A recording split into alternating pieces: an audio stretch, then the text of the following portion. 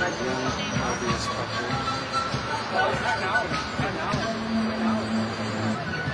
name is Gene. I'm from Idaho Falls, Idaho. I'm a former Mormon. I served an LDS mission in Australia, and I was walking by and I saw one of your people witnessing, and I just think it's wonderful that you're doing that. I hope that most of us get more courage to do that sort of thing. I converted to the Mormon church when I was a junior in high school. I had no religious background at all. My parents, my mom was Lutheran and my dad was Catholic, and we just weren't that involved. How did you get into it? The girl I was dating in high school was isn't that how it always goes? Good day. Typical story. The Mormon young people were the most dedicated, devout. I would talk to Mormons and ask them what they would believe, and they would tell me. I would talk to Catholics and Baptists. They would say, I don't know, you have to talk to our priest or our pastor, we don't know what we believe. But the Mormons knew what they believed, and I was impressed with that. So I did join the Mormon church. I went to Rick's College, which is a Mormon junior college in Idaho. Then I saved up my money for a year and went on a Mormon mission to Australia for 2 years.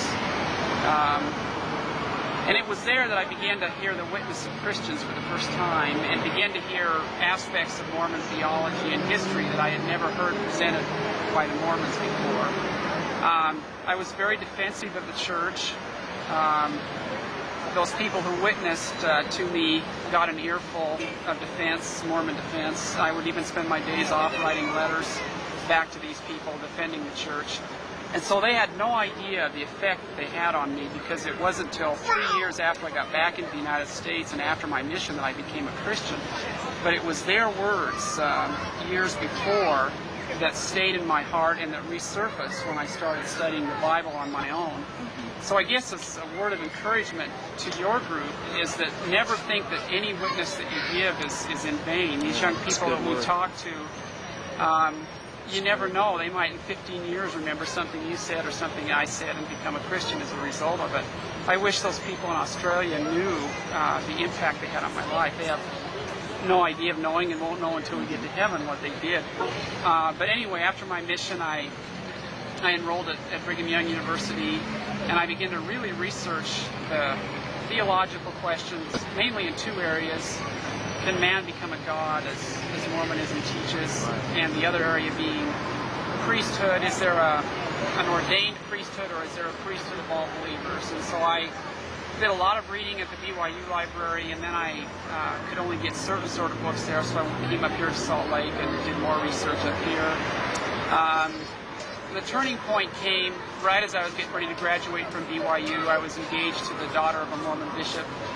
This isn't the same girl that introduced me to it in high school, but then we were 6 weeks away from our wedding, and I just knew that I couldn't get married. I didn't know why, and so we broke the engagement off, and I took a job at a newspaper in Evanston, Wyoming, which is just over the Utah border here, and kind of made it into a sabbatical where I read the scriptures on my own without the benefit of Mormon commentaries. And the turning point came one night when I... Did that include the Book of Mormon program? Oh yeah, I continued to study those too.